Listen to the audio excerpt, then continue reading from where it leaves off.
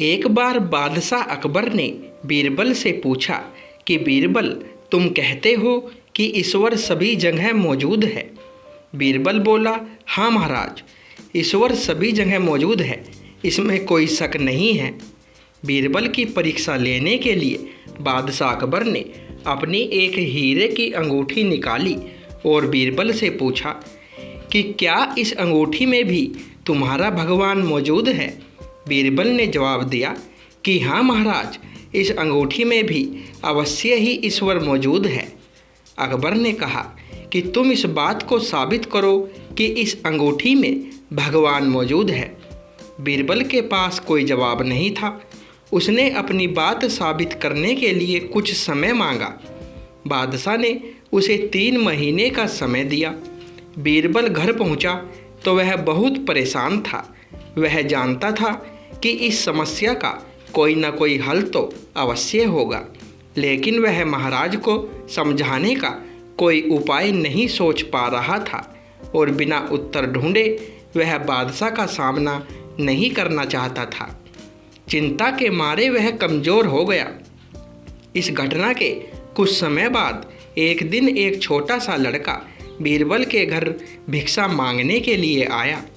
उसने बीरबल को उदास और परेशान देखकर बीरबल से पूछा कि आप इतने उदास और परेशान क्यों लग रहे हैं?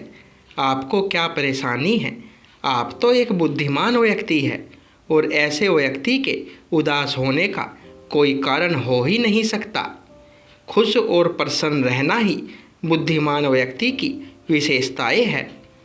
बीरबल ने कहा कि बालक, कह तो तुम सही रहे हो, लेकिन काफ़ी दिनों से मुझे मेरे प्रश्न का उत्तर नहीं मिल पा रहा है, इसलिए परेशान हूँ। फिर बीरबल ने अपने और बादशाह अकबर के बीच हुई पूरी बात उस बालक को बताई।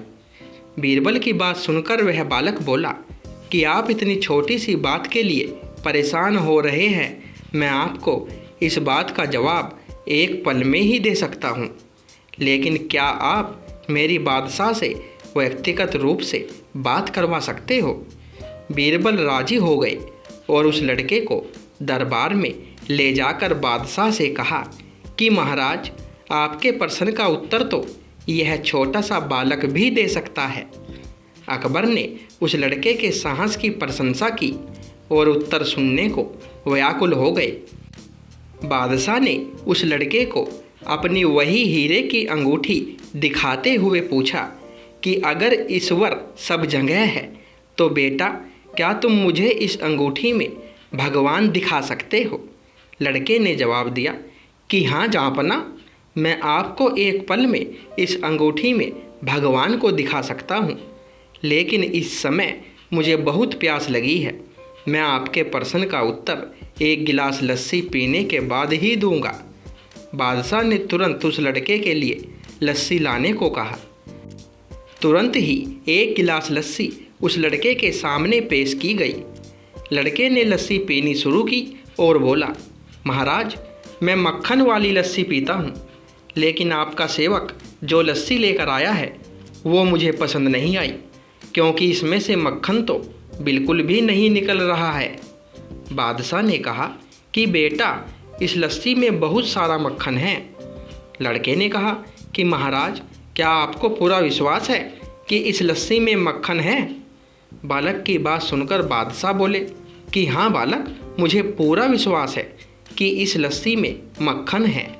यह सुनते ही वह बालक बोला कि अगर महाराज आपको विश्वास है कि इस लस्सी में मक्खन है तो कृपया मुझे मक्खन दिखा दे।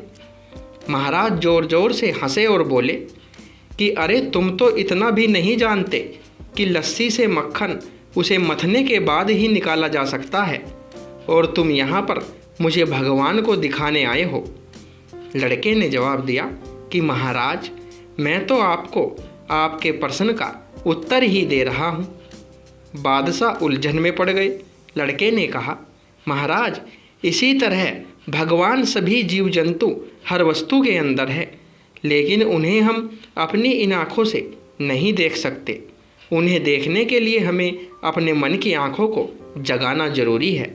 हम ईश्वर को महसूस कर सकते हैं और उन्हें अपनी मन की आँखों से ही देख सकते हैं, लेकिन इससे पहले हमें अपने शरीर के पंचतत्व और वस्तुओं को भक्ति रूपी मथनी से दही की तरह मथकर अलग करना पड़ता है।